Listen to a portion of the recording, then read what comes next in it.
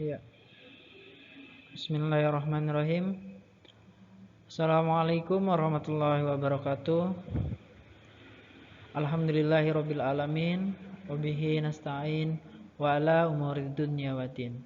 Wassalatu wassalamu ala asrofil anbiya'i wal mursalin wa ala alihi wa sahbihi ajma'in, amma ba'd. Puji syukur kita panjatkan kehadirat Allah Subhanahu wa taala yang memberikan nikmatnya kepada kita semua, yaitu nikmat sehat, taufik, hidayah, inayah, dan nikmat yang paling besar adalah nikmat iman dan nikmat Islam. Mudah-mudahan anak-anakku semuanya selalu menjalankan segala perintahnya dan menjauhi segala larangannya. Mudah-mudahan kalian selalu istiqomah. Amin ya rabbal alamin. Shalawat serta salam tidak lupa selalu tercurahkan kepada junjungan kita, suri tauladan kita, penghulu kita, Nabi Allah, Nabi besar Muhammad sallallahu alaihi wasallam, beserta para keluarga dan sahabat-sahabat beliau. Mudah-mudahan kita semua mendapatkan syafaat yaumul qiyamah kelak. Amin amin ya rabbal alamin.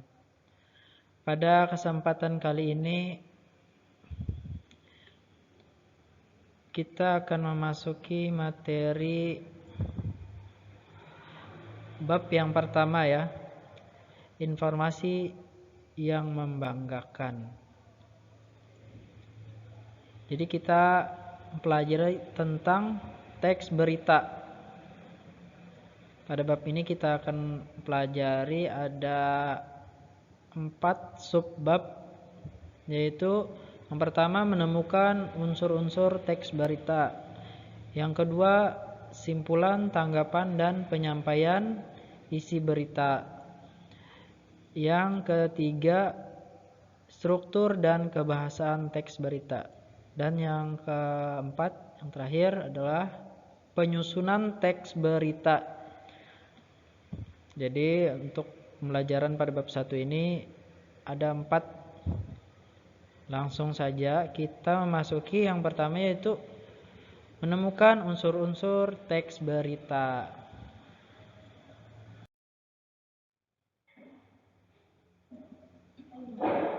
Memasuki yang pertama, definisi, ciri, dan jenis teks berita. Ini ya. Kita mempelajari yang pertama definisi, kemudian ciri, jenis, dan unsur berita. Berita adalah laporan atau informasi yang di dalamnya memuat kejadian atau peristiwa yang aktual. Aktual itu maksudnya adalah informasi terkini yang sedang terjadi, itu aktual ya. Dan faktual, berdasarkan fakta sebenarnya. Nah, itu pengertian dari berita ya. Laporan atau informasi berita. Kalau pengertian teks berita adalah, namanya teks kan dalam bentuk tulisan. Jadi teks berita adalah teks yang melaporkan kejadian dan peristiwa atau informasi mengenai sesuatu yang telah atau sedang terjadi. Nah, itu pengertian teks berita ya. Informasi yang disampaikan dalam teks berita memiliki sifat aktual dan faktual.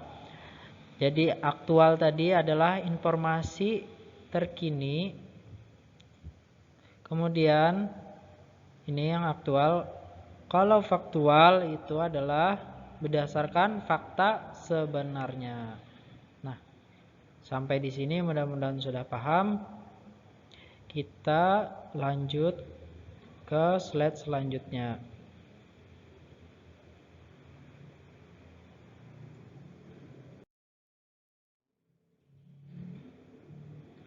Kemudian ciri-ciri teks berita.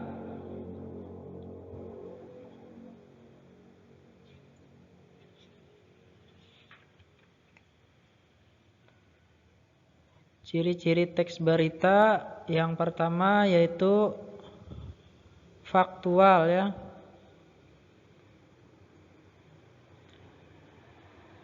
Apa itu faktual? Ada yang sudah tahu? Atau ada yang sedang membayang-bayangkan apa itu faktual? Faktual itu fakta ya, bersifat nyata maksudnya, seperti yang disampaikan sebelumnya tadi. Jadi faktual merupakan suatu kejadian yang bersifat nyata.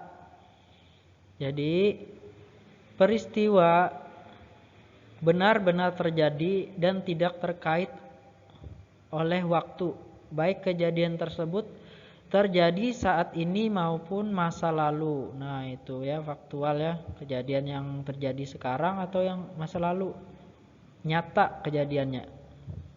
Berita yang disajikan pun bukan karya fiksi. Fiksi apa fiksi? Khayalan maksudnya, bukan khayalan atau karangan itu beritanya. Bukan karya fiksi yang berlangsung sesuai imajinasi penulis. Jadi bukan karya fiksi ya, teks berita itu kejadian nyata. Jadi penulis berita itu tidak boleh mereka-reka atau melakukan pikiran-pikiran yang membuat karangan tentang suatu kejadian. Tidak boleh. Penulis berita harus menuliskan berita apa adanya tanpa ditambahi oleh khayalan atau imajinasi si penulis. Jangan sampai, karena itu adalah kebohongan ya. Jadi menulis berita itu bukan sembarangan. Kejadian yang nyata itu kalau berita, bukan hoax, tidak nyata atau tidak sebenarnya. Penulis juga tidak boleh melebih-lebihkan informasi yang sebenarnya. Tidak boleh ya penulis melebih-lebihkan. Misalnya ini contoh ya, misalnya terjadi kecelakaan, hanya lecet sedikit, misalnya berdarah sedikit. Sedangkan penulis menulis kejadiannya patah tulang, itu misalnya dipisik. Itu kan sesuatu yang melebih-lebihkan. Nah, jadi tidak boleh ya. Harus kejadian yang sebenarnya. Itu untuk faktual. Mudah-mudahan bisa dimengerti untuk faktual. Kemudian yang aktual lagi. Ciri aktual teks berita berarti peristiwa atau kejadian dalam berita bersifat nyata. Nah, itu aktual ya. Bersifat nyata, benar-benar terjadi dan sedang hangat-hangatnya menjadi pembicaraan orang banyak. Nah, aktual itu seperti itu ya. Kejadian atau peristiwa yang sedang terjadi. Peristiwa yang hangat-hangat. Itu ya. Itu untuk aktual. Informasinya pun yang disampaikan bersifat kekinian atau terbaru. Nah, itu untuk aktual. Apa bedanya faktual dan aktual? Kalau faktual tadi bersifat nyata. Nyatanya itu baik berita yang terkini maupun berita di masa lalu yang sifatnya fakta, benar-benar terjadi. Jadi faktual seperti itu. Kalau aktual itu kejadiannya yang baru terjadi atau yang hangat-hangat lah topik pembicaraannya itu ya. Kemudian ciri-ciri selanjutnya unik atau menarik. Jadi teks berita harus unik atau berbeda penyampaiannya dengan yang lain. Teks berita harus dikemas dengan kata yang menarik. Tujuannya agar menarik perhatian pendengar atau pembaca ya. Unsur menarik teks berita harus memuat judul yang menimbulkan rasa ingin tahu pembaca atau penyimak berita tersebut. Jadi judulnya itu harus menarik. Dari judul orang akan tertarik dengan bacaan yang akan dibaca atau didengar seorang pendengar atau pembaca tadi ya. Peristiwanya pun menarik dan diminati masyarakat biasanya bersifat menghibur, aneh, memiliki unsur kedekatan. Nah, selain itu, teks berita yang disampaikan mengandung nilai kemanusiaan, kriminalitas, dan konflik, itu ya, untuk unik atau menarik. Kemudian sistematis dan lengkap. Ciri-cirinya seperti apa sih sistematis dan lengkap itu? Jadi, teks berita disajikan secara sistematis atau berurutan. Penyajian teks berita disajikan secara kronologis ya, sesuai dengan urutan waktu yang terjadi. Selain itu, teks berita disajikan dengan struktur yang urut. Semua unsur berita harus terdapat dalam teks berita. Ya, kita lanjut ya. Yang di sini kita akan melanjutkan tentang ciri-cirinya lagi, yaitu yang kelima adalah seimbang. Maksudnya teks berita harus memuat suatu peristiwa atau kejadian yang tidak menyudutkan seseorang atau salah satu pihak. Sebaiknya penyusun atau pembuat berita melihat suatu peristiwa dari dua sisi ya. Pihak-pihak dalam berita juga mempunyai hak jawab jika isi berita dianggap menyudutkan mereka. Jadi seorang pembuat berita itu tidak boleh memihak ke suatu pihak. Harus netral, harus seimbang. Tidak ada keterpihakan dari pihak A maupun pihak B. Seperti itu ya, untuk seimbang ini. Kemudian ada bahasa komunikatif. Nah, dan yang terakhir ini dari ciri-ciri itu ada bahasa komunikatif.